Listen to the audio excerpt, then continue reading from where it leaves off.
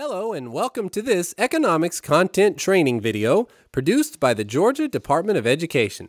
In this episode, we will review standard SSEIN 3 elements A, B, and C that relate to exchange rates and their changing values.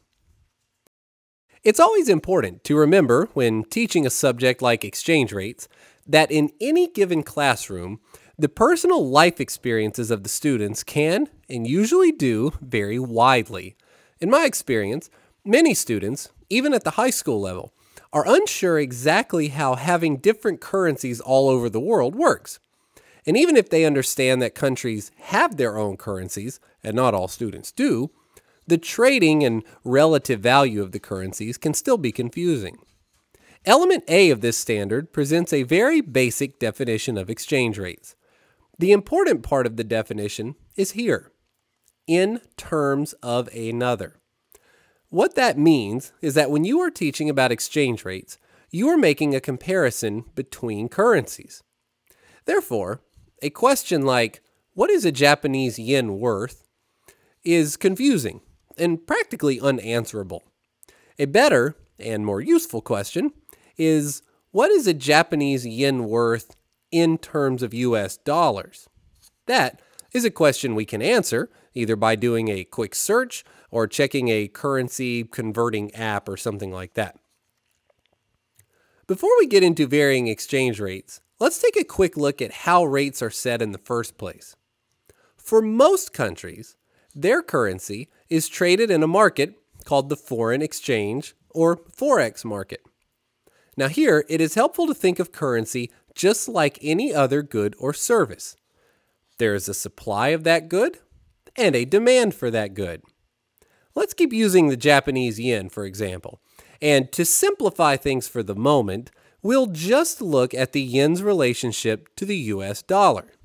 However, make sure students understand that this concept would apply to any two countries, pretty much. All right, so looking at the supply and demand of yen, let's break this down. Who demands Japanese yen? Well, obviously Japanese citizens. Japanese citizens are using yen on a daily basis to purchase goods at Japanese stores, but that's not exactly what I'm concerned with here. I'm concerned with people outside of Japan who want yen. Well, who would that be? Well, U.S. citizens visiting Japan, U.S. companies who wish to purchase Japanese goods, or importers essentially. And what about U.S. investors who may want to buy things like Japanese treasury bonds? All of these demanders are foreign demanders, all from the U.S. in this case, but understand this would be all other countries around the world at any given moment. Well, who supplies Japanese yen? It may be tempting to say that the central bank is the supplier of yen, and they certainly are to some extent. However, most Japanese yen will stay in the country and be used domestically. I'm interested in the supply of Japanese yen that will be available for the foreign market. This amount will rise and fall depending on the price of the yen. So this would be Japanese citizens looking to travel abroad, for example. Japanese companies looking to import materials. Investors looking for good investment opportunities outside of Japan. Anybody with yen, they don't even necessarily have to be in Japan, who is willing to place that yen into the foreign market in exchange to get some other currency for whatever purpose. All of these parties are looking to supply Japanese yen to willing buyers. As you remember from our supply and demand videos, these buyers will meet with these sellers in a market, the foreign exchange market in this case, and this point in the middle here will tell us the equilibrium price of yen. So the way this graph is structured, this is the price of yen in dollars, and down here is the quantity of yen at that price. Now, let's start to look at some manipulations to this graph. Remember, this demand line is showing the demand for Japanese yen. Let's say that Japan has launched a worldwide tourism campaign And this year, thousands of additional U.S. citizens are going to visit Japan for the first time. Make it hundreds of thousands if you want. At the same time, businesses in the United States have decided to purchase double their normal amount of Japanese products, expecting to cash in on the Japanese craze. What will happen in the market for yen? Well, most likely, the demand for yen will increase as the U.S. citizens and businesses need more yen to make their purchases in Japan. What happens to the price of yen? Yep, it increases. It now takes more dollars to purchase a yen than it did before. This has a name. This concept of the currency gaining value is called appreciation. It takes more dollars to purchase a yen, therefore, the yen has appreciated relative to the dollar. It is worth more than it was before. The yen is worth more.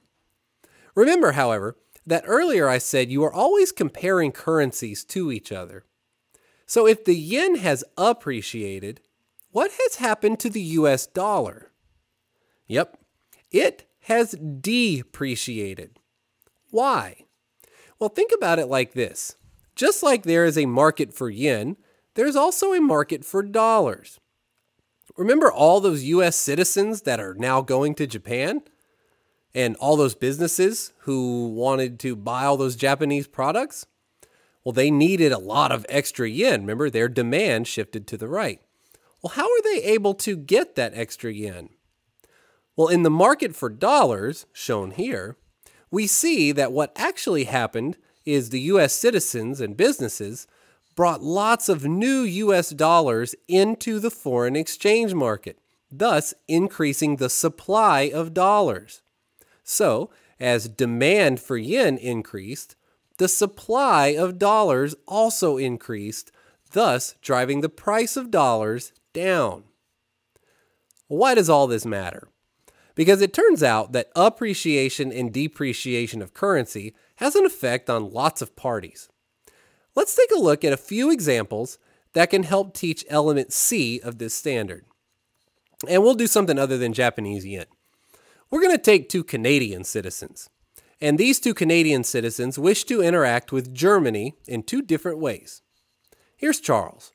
Charles is leaving next week for a 3-month-long trip to Germany. 3 months. He's going to need lots of euros to spend while he's over there. Next is Sophia, who runs a business that exports Canadian maple syrup to Germany. Let's assume now that the Canadian dollar significantly appreciates against the euro. To show this numerically, I might do something like this. Say the old exchange rate was 1 Canadian dollar to 1 euro. So basically, if you had 500 Canadian dollars, you could get 500 euro. And now, for whatever reason, the new rate is 1 Canadian dollar to 2 euros. This is a significant appreciation of the Canadian dollar. Now, if I had 500 Canadian dollars, I could actually get 1,000 euros.